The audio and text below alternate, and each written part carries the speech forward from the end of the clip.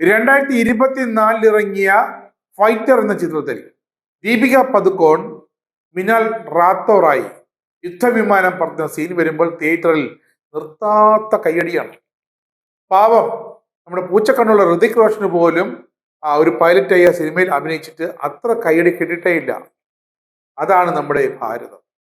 സെലിബ്രിറ്റികളുടെ സ്വകാര്യ ജെറ്റിനൊപ്പം ആളുകൾ സെൽഫി എടുക്കാൻ തിക്കിത്തിരക്കും. പക്ഷേ ഇന്ത്യയുടെ ആദ്യ വനിതാ റാഫേൽ ഫൈറ്റർ പൈലറ്റിനുള്ള കയ്യടി വളരെ ശബ്ദമൊന്നുമില്ലാതെ ഇപ്പോഴും ശാന്തമാണ്. ആ വനിതാ പൈലറ്റിന്റെ പേര് സ്ക്വാഡ്രൺ ലീഡർ ശിവാനി സിംഗ്.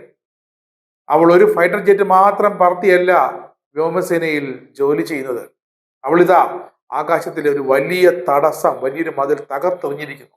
ലോകത്തെ ഏറ്റവും വലിയ യുദ്ധവിമാനങ്ങളിൽ ഒന്നായ റാഫേൽ പറത്താൻ അവൾക്ക് ഇതാ അനുമതി ലഭിച്ചിരിക്കുന്നു. ആ സ്വപ്നം ബാല്യത്തിലെ ആരംഭിച്ചതാണ്. ഡൽഹിയിലെ എയർഫോഴ്സ് മ്യൂസിയം ചെന്ന് സന്ദർശിച്ചപ്പോൾ 2015 സ്ത്രീകൾക്ക് കോമ്പാക്ട് റോൾസ് ആകാമെന്ന് കേന്ദ്ര സർക്കാർ നിയമം കൊണ്ടുവന്നപ്പോൾ അതെ, ഒരു യുദ്ധ പൈലറ്റാകാൻ ആ വനിത മുന്നോട്ട് പോയി. വർഷങ്ങളായുള്ള കഠിന പരിശീലനം, ഏവിയോണിക്സ്, ആയുധ സംവിധാനം, കോമ്പാക്ട് സിമുലേഷൻ എന്നിവയിൽ പ്രാവീണ്യം നേടി. ഒന്നിലും പിന്നോട്ട് പോയില്ല.